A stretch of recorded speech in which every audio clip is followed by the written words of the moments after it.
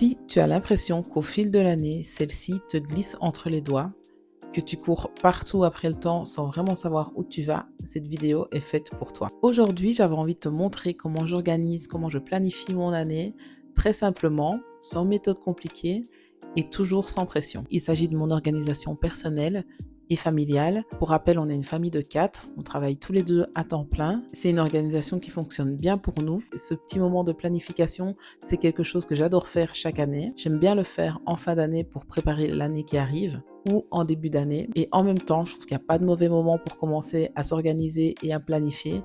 Donc peu importe le moment où tu regardes cette vidéo, tu peux t'y mettre directement toi aussi.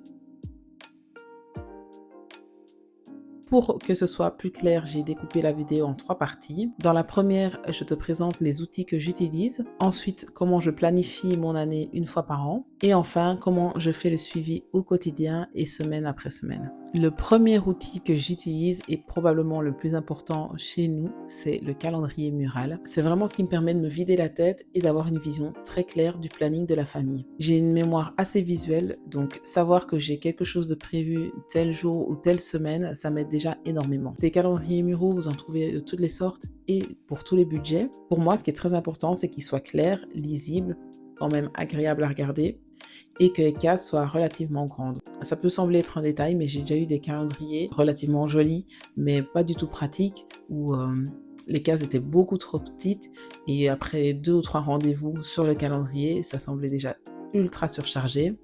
Il y en a aussi beaucoup des pré-remplis, des organisateurs familiaux. Personnellement, je suis moins fan parce qu'il y a déjà beaucoup d'informations et je m'y perds moi personnellement pour mon organisation de la famille. C'est un objet qui est au mur dans la cuisine, il n'est pas à la vue de tous, mais l'idée c'est qu'en passant devant, on voit directement les informations importantes et qu'on soit aussi à l'aise de rajouter des informations au fur et à mesure. Ensuite, j'utilise évidemment l'agenda sur mon téléphone.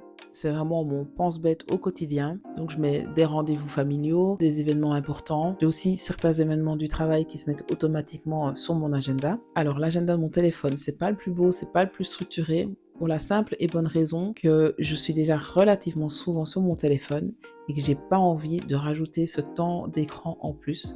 Donc c'est vraiment juste pour me vider la tête et puis alors je répartis ce qu'il y a dessus sur mes autres outils, mais c'est pas l'idée d'aller par réflexe sur ce téléphone et d'avoir l'agenda le plus complet et le plus surchargé possible. Et pour finir, j'ai mon agenda papier. C'est pas un indispensable, mais c'est vraiment un objet auquel je tiens. J'aime le fait de pouvoir écrire à la main et je l'utilise particulièrement pour moi, pour mes projets personnels, mes objectifs personnels. Cette année, j'essaie de structurer ma création de contenu et c'est vraiment cet outil qui sera consacré. Une fois par an, je fais ce que j'appelle mon grand planning. C'est vraiment un moment que j'adore.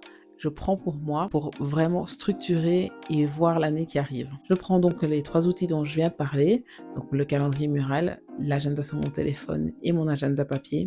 Et je procède étape par étape. Sur mon calendrier mural, je vais commencer par noter toutes les vacances scolaires, tous les jours fériés, les jours de fermeture de la crèche. Rien que ça donne déjà une vision très réaliste de l'année. Ensuite, très important pour nous, je note les semaines de garde de mon compagnon. Ça tombe toutes les 5 semaines et pendant une semaine complète, on doit être un peu plus vigilant au niveau de l'organisation. À savoir que les week-ends qui tombent pendant ces semaines de garde, ce ne sont pas les week-ends où on va prévoir des sorties, des excursions, rendre visite à des amis ou à la famille. C'est pareil pour la semaine même, je suis plus vigilante au niveau du travail pour moi, peut-être faire du télétravail ou terminer plus tôt parce que je sais que potentiellement je devrais aller chercher les filles à l'école et à la crèche alors que le reste de l'année c'est mon compagnon qui s'en charge. Je reporte aussi les vacances qu'on a déjà prévues, les anniversaires. Ensuite je prends mon calendrier de l'année précédente et je repasse en revue des événements que j'aurais éventuellement pu oublier. Ça me permet aussi de voir des rendez-vous que j'ai pris l'année passée et de pouvoir déjà les planifier pour l'année qui arrive. Exemple, l'année passée, en janvier, j'avais le rendez-vous pour le contrôle technique de ma voiture. Ça me permet de me rappeler qu'en janvier de cette année, je dois penser à planifier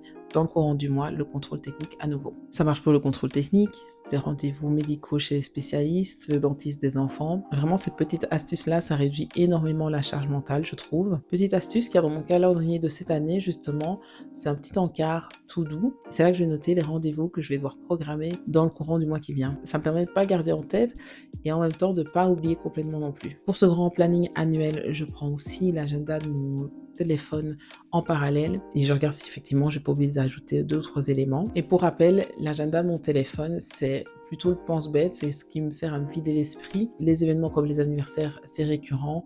Pareil pour les gardes, je dois pas vraiment le replanifier. Je peux juste peut-être revérifier les jours de garde, mais vraiment l'agenda de mon téléphone, c'est pas mon agenda de référence. D'ailleurs, il m'arrive très souvent de dire avant de confirmer quelque chose que je vais d'abord regarder sur le planning de la maison avant de confirmer que je peux participer ou non à un événement. En gros, je le vois vraiment comme un pense-bête, un bloc-notes, quelque chose que j'ai toujours sur moi, mais qui pour autant ne contient pas toutes les informations de la maison. Mon agenda papier, lui, comme je le disais, ça va être beaucoup plus personnel et je vais vraiment sélectionner les informations que je mets dedans. Donc, je vais pas remettre toutes les vacances scolaires, les rendez-vous médicaux, etc. C'est beaucoup moins pertinent.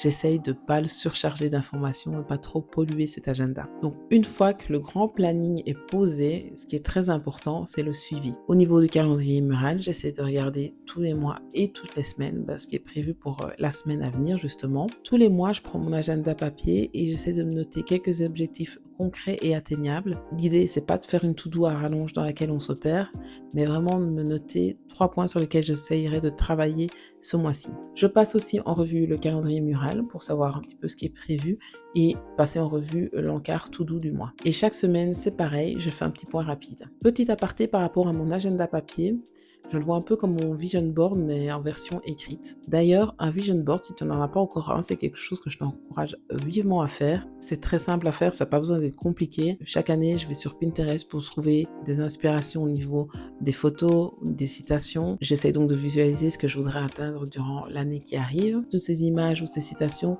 je les reporte dans Canva. Je les télécharge et je les mets tout simplement en fond d'écran sur mon téléphone et sur mon ordinateur portable. Et vraiment visualiser ces projets et ces objectifs tous les jours, je trouve que ça aide énormément. Voilà pour la planification annuelle par rapport à la famille. Dans une prochaine vidéo, je partagerai mon organisation plus concrète au niveau des courses, d'organisation des repas, du reset du week-end. Donc si c'est pas encore fait, pense à t'abonner pour ne pas rater cette vidéo. Et si cette vidéo t'a aidé, n'hésite pas à la liker, à la commenter, peut-être à la partager avec quelqu'un à qui ça pourrait servir. Tu peux aussi me suivre comme d'habitude sur Instagram.